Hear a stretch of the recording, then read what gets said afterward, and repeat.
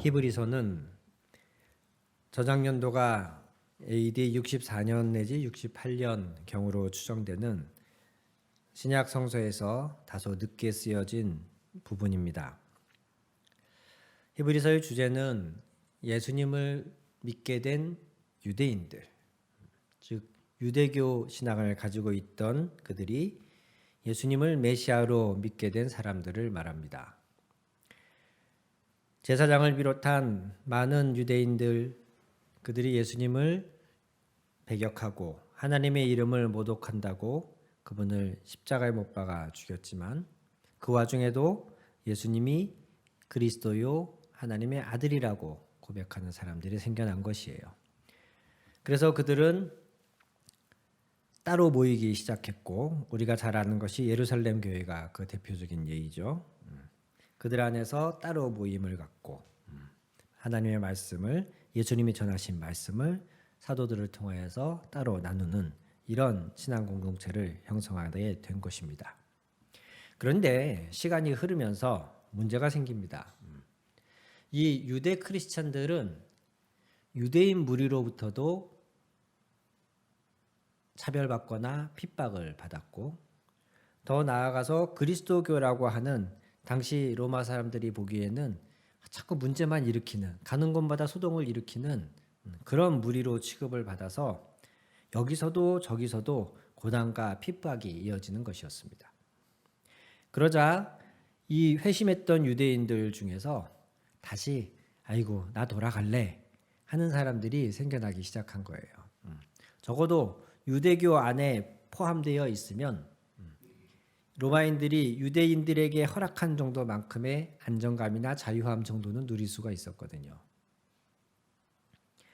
이렇게 하나둘 예수님이 메시아인 것을 다시 부정하고 하나님의 아들인 것을 부정하고 유대교로 회귀하는 사람들이 생겨나기 시작하자 이를 바로잡고자 그런 사람들에게 다시금 권면하고자 쓰여진 본문이 히브리서라는 것입니다. 코로나 확진자가 연일 1,300명을 넘어서고 있고 지금껏 해보지 않았던 방역 단계를 우리가 이제 경험을 하게 됩니다.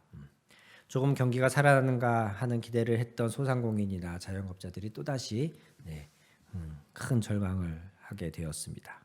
학교는 2학기부터 전면 등교로 가닥을 잡고 있었는데 또다시 모든 것이 그 백지 상태에서 재검토를 하게 되어졌습니다.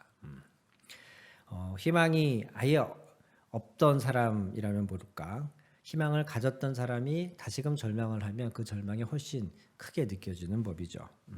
모쪼록 지금 이 시기에 오늘 우리가 읽은 히브리서 3장 12절에서 14절 말씀처럼 우리가 처음 믿을 때 가졌던 확신을 끝까지 간직하게 되기를 정말 주님의 이름으로 축원합니다.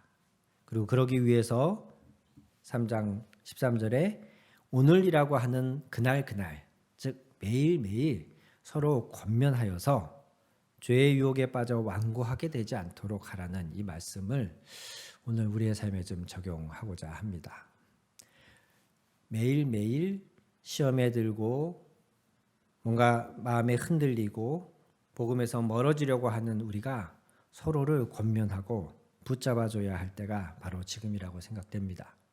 그래서 오늘은 무엇을 우리가 그런 권면을 할까? 무엇으로 서로를 붙잡아 줄까? 라는 측면에서 말씀을 좀 준비해 보았습니다.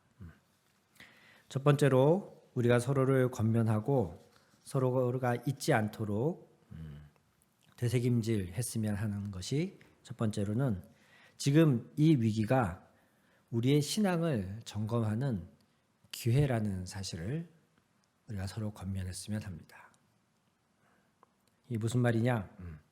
고린도후서 13장 5절을 보면 이렇게 말씀하고 있습니다. 여러분은 자기가 믿음 안에 있는지를 스스로 시험해보고 스스로 검증해 보십시오. 방금 읽은 본문은 저희가 보는 새번역 버전이고 개역 개정에서는 이렇게 말합니다. 너희는 믿음 안에 있는가? 너희 자신을 시험하고 너희 자신을 확증하라. 내가 믿음 안에 있는가? 내가 예수 그리스도 안에 있는가? 나 자신을 시험하고 확증해 보라는 거예요. 스스로 검증해 보라는 거예요. 지금이 바로 우리가 그것을 해야 할 때라고 생각합니다. 제가 한번 저희 교회 설교 때도 얘기한 적이 있었던 것도 같은데, 제가 좀 어릴 때 한참 교회를 열심히 다닐 때였습니다. 근데 저는 교회를 열심히 다니면서도 질문은 참 많았어요. 이렇게 그냥 무조건 믿어라, 이게 전 잘 안 되더라고요. 그래서 여러 가지 성경을 보면서도 또 아니면 제 자신을 보면서도 저는 여러 가지 질문을 좀 달고 살았었는데, 어느 날은 문득 저 자신에게 그런 질문을 하게 되는 거예요.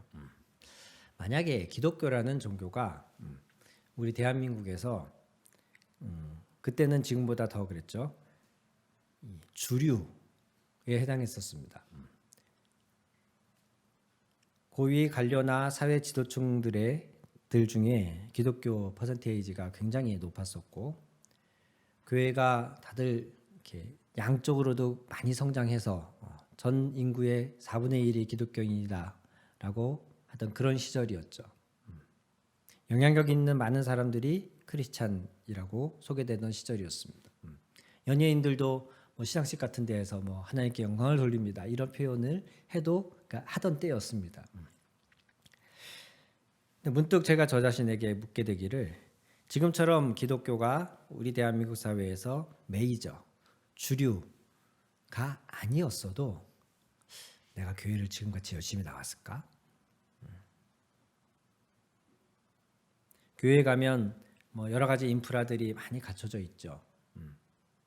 그 당시만 해도 교회 가면 재밌는 것들이 많이 있었어요.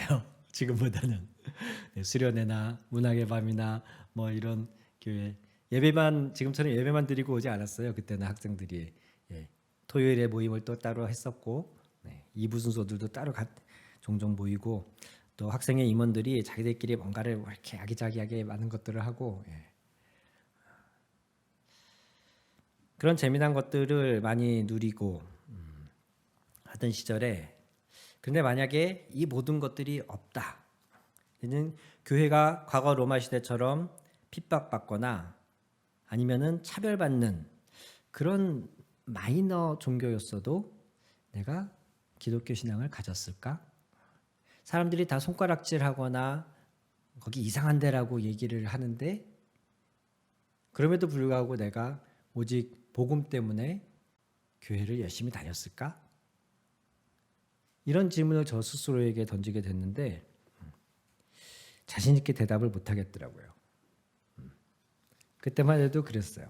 제가 그때만 해도 교회 가는 이유는, 근데 교회 가면 좋은 것들이 많이 있었기 때문인 것이지, 큰 교회 다닌다, 큰 교회 멤버다 그러면 사람들이 뭔가 이렇게 좋게 봐주는 이런 어떤 분위기도 한몫했기 때문인 것이지, 제가 정말 그리스도 예수의 십자가와 보혈의 은혜, 그거 하나에, 그 은혜에 푹 젖어서 그거 하나 때문에 교회를 다니던 시절은 아니었던 거죠.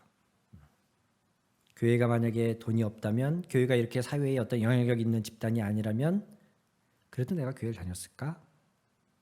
더 심하게 내가 교회 다닌다고 사람들의 눈치를 봐야 되고 사람들의 차별을 받는 그런 상황이 되었다면 그래도 내가 신앙생활을 했을까?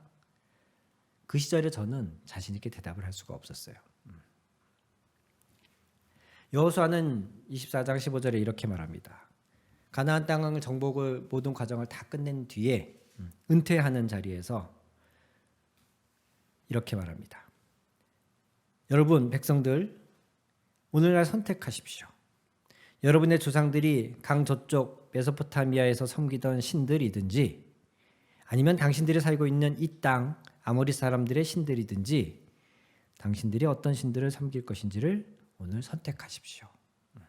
이렇게 말하고 나서 여호수아는 말합니다. 오직 나와 나의 집안은 주님을, 여호와를 섬길 것입니다. 라고 말해요. 다수의 의견에 따라가지 않겠다는 거예요. 이건 여호수아가 여호와를 안 섬겨도 됩니다, 이렇게 말하는 차원의 의미가 아니죠. 여호와만을 섬겨야 한다는 걸 강조하기 위해서 이렇게 말하는 거예요. 어쨌든 그럼에도 불구하고 여호수아는 이런 각오를, 이런 신앙의 굳건함을 가지고 고백하는 겁니다. 설사 이제 와서 이스라엘 백성 여러분 모두가 이 가나안 땅을 우리에게 허락하신 하나님을 배반한다 할지라도, 여러분들이 다 하나님께 이제 와서 등 돌린다 할지라도 오직 나와 나의 집안은 여호와를 섬길 것입니다. 제가 어릴 때 이 고백을 했어야 되는데 그때는 이게 안 나왔어요. 여러분은 어떠십니까? 코로나 때문에 교회가 적지 않게 욕을 먹기도 하고, 또 아예 지금 교회 모임이 힘들어지면서 교회의 영향력이나 교회로부터 얻는 많은 좋은 것들을 지금 우리가 잃고 있죠. 누리지 못하고 있습니다. 자, 이런 상황이 오히려 우리에게는 우리 자신의 신앙을 점검해 볼 수 있는 상황이 되는 것입니다. 예수님이 제자들에게 너희는 나를 누구라고 부르느냐라고 물으실 때에도 가이사랴 빌립보라고 하는 그 당시에 굉장히 호화롭고 발달되어 있는 그런 도시 앞에서, 많은 이방신의 커다랗고 멋있는 신전 앞에서, 그 당시에 로마의 문화와 문명을 도입해서 굉장히 호화롭고 발달되어 있는 그 도시 앞에서 가나안 촌사람 이 제자들을 데리고 가서 너희는 나를 누구라고 하느냐라고 물으시는 거예요. 그때 베드로가 말하지 않습니까? 주는 살아계신 하나님의 아들이시요 그리스도이십니다. 예수님의 뒤에 펼쳐져 있는 그 모든 온갖 세상의 좋은 것들, 거기에 시선이 가지 않고 베드로는 오직 그리스도 예수를 옳게 제대로 바라보고 고백한 것이죠.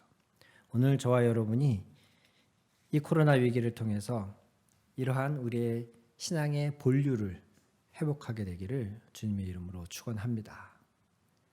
교회는 교회 문화를 누리기 위해서 가는 것이 아니고, 교회가 주는 혜택을 얻고자, 거기에 편승하고자 가는 것이 아니고, 교회는 그리스도 예수를 믿는 자들이 그 신앙을 공유하기 위해서, 그 신앙을 함께 함으로써 하나님께 영광 돌리고자 모이는 곳이라는 거예요.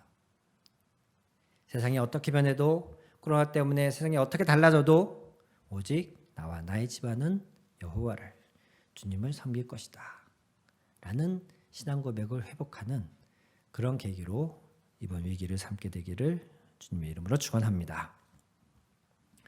두 번째로는 우리가 서로 권면했으면 하는 내용으로 두 번째로는 이 위기가 하나님이 우리를 돌보신다는 사실을 체험하는 기회로 삼자는 것입니다.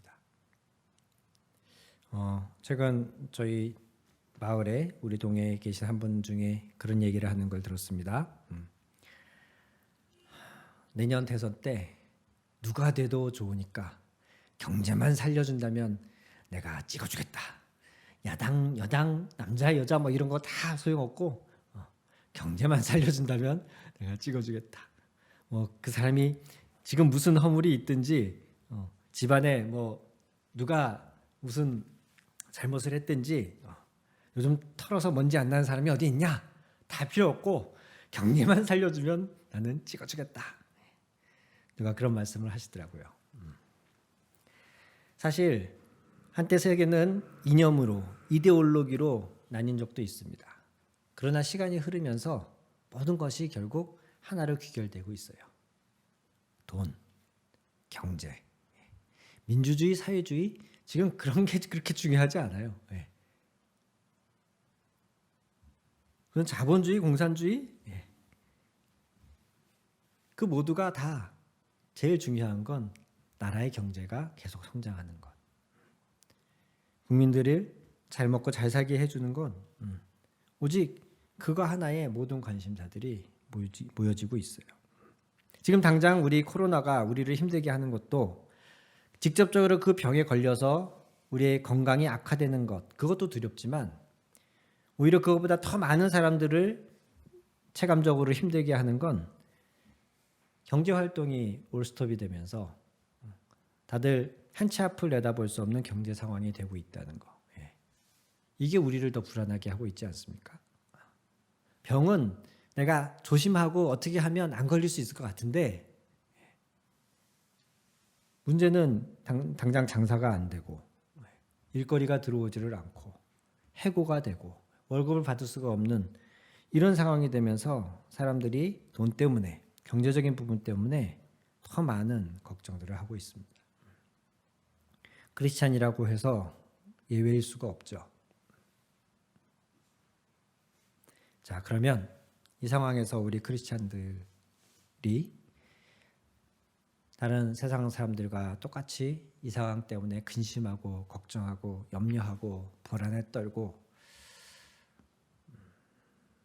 이렇게 할 수밖에 없는 것인가? 히브리서 13장 5절에서 6절은 이렇게 우리에게 말합니다. 돈을 사랑함이 없이 살아야 하고 지금 가지고 있는 것으로 만족해야 합니다. 돈을 사랑함이 없이 살아야 하고 지금 가진 것으로 만족해야 합니다. 그리고 이렇게 할 수 있는 근거를 그 뒤에 말하는데 주님께서 친히 말씀하시기를 내가 결코 너를 떠나지도 않고 버리지도 않겠다 하셨습니다. 그래서 우리는 담대하게 이렇게 말합니다. 주님께서는 나를 도우시는 분이시니 내게는 두려움이 없다. 누가 감히 내게 손댈 수 있으랴. 이렇게 말합니다. 히브리서의 저자가 말하는 거예요. 우리가 이렇게 말할 수 있습니다. 주님이 나를 도우시는 분이니 누가 감히 내게 손댈 수 있으랴. 이렇게 우리가 말할 수 있는 근거는 주님이 친히 약속하시길 내가 결코 너를 떠나지도 않고 버리지도 않겠다라고 하셨기 때문입니다. 나를 떠나지도 않고 버리지도 않으시겠다고 하신 그분의 약속, 그것을 근거로 주님이 나를 도우시는 분이시니 사람이 누가 내게 위협이 되랴. 이렇게 말할 수 있는 특권을 얻은 것이 저와 여러분 곧 하나님의 자녀들이라는 것이에요. 그러니 돈에 너무 연연하지 말고 지금 가지고 있는 것으로 만족하십시오. 마태복음 6장에서도 예수님이 말씀하십니다. 무엇을 먹을까, 무엇을 마실까, 무엇을 입을까 하고 걱정하지 말아라. 이 모든 것은 이방 사람들이 구하는 것이요 하늘 아버지께서는 이 모든 것이 너희에게 필요하다는 것을 아신다. 하나님께서는 이 모든 것이 너희에게 필요하다는 것, 먹을 것, 입을 것, 잠잘 것, 우리가 일할 직장, 이것이 우리에게 필요하다는 걸 아신다는 거예요. 그러니 너희는 먼저 하나님 나라와 하나님의 의를 구하여라. 그리하면 이 모든 것을 너희에게 더하여 주실 것이다. 한 번도 가보지 않은 길을 가는 것이 얼마나 두렵습니까? 얼마나 불안합니까? 지금 저와 여러분들이 그렇습니다.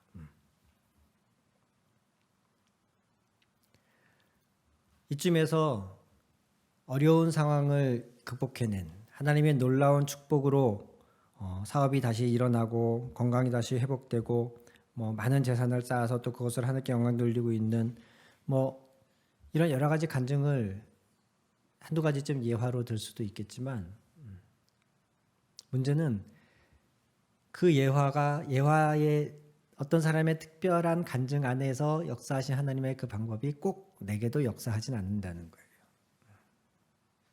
중요한 것은 내게 역사하시는 하나님의 방법은 하나님만이 하신다는 거예요. 그리고 그것은 드러나기 전까지는 알 수가 없어요.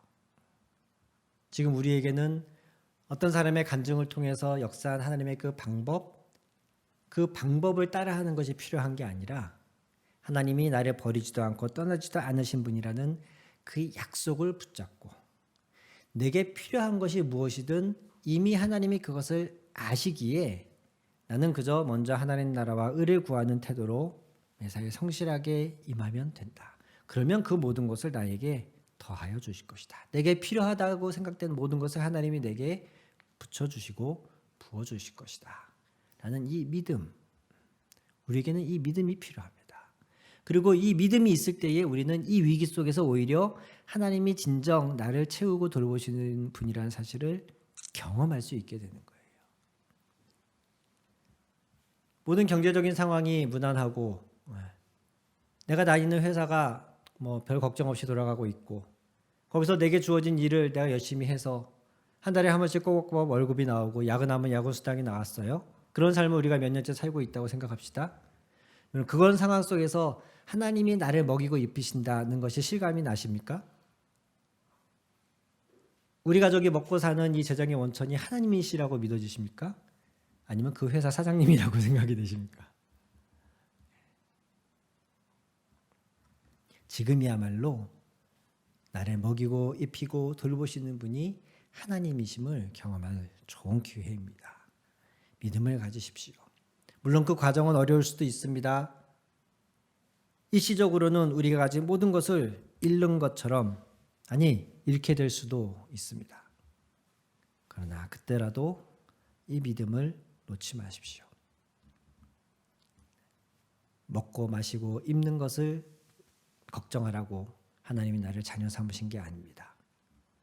우리가 먼저 그의 나라와 의를 구할 때에 이미 내게 필요한 모든 것을 아시는 하나님이 우리를 공급하시고 먹이고 입히실 겁니다. 여러분에게 맞는, 여러분에게만 해당하는 방법으로 나중에 여러분이 여러분 스스로의 간증을 할 수 있도록 하나님이 그렇게 역사하실 것입니다. 그러니 이 위기를 나를 돌보시는 하나님을 체험하시는 기회라고 여기며 우리 함께 서로를 격려하고 이겨내 봅시다. 마지막으로 신앙의 겉면을 우리가 하기 원하는 것은 이 기회가 우리에게 종말 신앙을 점검하는 기회라는 것입니다. 여러분, 종말은 어떤 광신도들에게나 있는 그런 사항이 아니고 그들만 믿는 좀 이상한 그런 신학적 내용이 아니고 종말은 기독교 신앙 안에 기본적으로 자리 잡고 있는 중요한 믿음 중에 하나입니다. 인류는 세상은 언젠가 끝날을 맞이할 것입니다. 그때가 언제인지 우리는 알 수 없지만 분명히 그때가 있을 것이라고 성경은 경고하고 있습니다. 더 나아가서는 나 개인의 종말 역시 존재하는 것이에요. 그래서 누가복음 21장 34절에서는 너희는 스스로 조심해서 방탕과 술 취함과 세상살이의 걱정으로 너희 마음이 짓눌리지 않게 하고 또한 그날이 덫과 같이 너희에게 닥치지 않게 하여라. 방탕과 술 취함과 세상살이의 걱정으로 우리 마음이 짓눌려서 그날이 언제 오는지도 모르고 그 삶에 찌들려서 살지 않도록 조심해라. 이 얘기입니다. 그러면서 36절에 덧붙이기를 기도하면서 깨어 있어라. 이렇게 말씀하시는 거예요. 여러분, 최악의 경우 지금 이 사태 때문에 또한 지금 하루가 다르게 악화되어져 가고 있는 우리 기후 온난화, 환경의 문제, 기타 등등으로 인해 정말 최악의 경우 어떤 인류에게 큰 위험이 닥칠 수도 있죠. 믿음으로 잘 이 위기를 견뎠더니 다시 모든 게 회복되고 좋아질 수도 있지만 최악의 경우는 이 위기가 정말 인류에게 큰 위험으로 닥칠 수도 있을 거예요. 그런데 그런다 한들 그런 날이 언젠가 올 걸 우리는 이미 알고 있지 않습니까? 그날이 그냥 내 시대에 오는 것뿐입니다. 막연하게 100년 뒤에, 한 1000년 뒤에, 1만 년쯤 뒤에 올 거라고 생각했던 2000년 기독교 역사 가운데 안 오셨으니 설마 내 때에 오겠어? 라고 했던 그 주님이 놀랍게도 그냥 내 때에 오시는 것뿐이에요. 설사 내 때에, 내 시대에 인류가 종말을 맞이한다 할지라도 그것조차 우리는 이미 우리가 알고 있는 사실이라는 거예요. 그죠? 이 마지막 때에 오실 주님을 기다리며 우리는 세상 돌아가는 걸 보아하니 정말 종말이 가까워 오는구나. 내가 깨어서 기도하며 주님이 오실 날을 기다려야겠다. 라고 우리의 신앙을 다잡는 기회로 삼으면 되는 것입니다. 두려워하고 불안에 떨고 이러다 지구 망하는 거 아니냐, 이런 걱정하실 필요가 없어요. 정리해 보겠습니다. 여러분, 우리는 내일 일을 알지 못합니다. 그저 오늘을 어떻게 살 것인가, 우리는 이것만을 결정할 수 있습니다. 바라건대 우리 이 믿음의 시련을 통해 인내를 낳고 이 인내를 통하여 우리가 더욱 성숙한 신앙인이 되어갈 수 있도록 하루하루 매일매일의 삶 가운데에 우리가 서로를 권면하고 힘이 되어 줍시다. 지금이 신앙을 점검하는 기회라고. 지금이 마지막 때를 기다리는 우리의 태도를 깨울 수 있는 중요한 기회라고 우리가 서로를 권면합시다. 그래서 처음 가진 그 확신을 끝까지 잘 지켜서 그리스도의 구원에 동참하는 저와 여러분 되기를 축원합니다. 아멘. 기도하겠습니다.